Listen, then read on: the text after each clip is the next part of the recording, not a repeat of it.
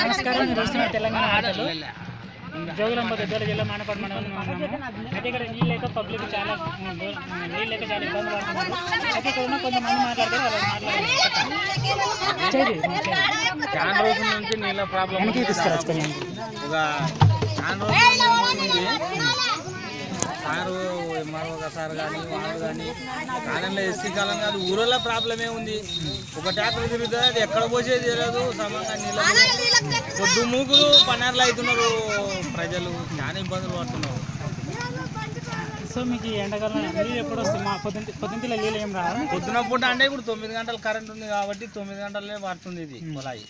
9 గంటలు అయితే కూడా అసలు మంది తగ్గడమే లేదు కొలాయికి. అసలు నీళ్ళ కోసం ఇంతమంది ఇబ్బంది పడుతున్నారు. ఊరు పెద్దది. ఈ కాలంలో ఇదే కొలాయే ఊరిలో సప్లై కావాలంటే ఎక్కడైతే ఒకటే కొలాయే.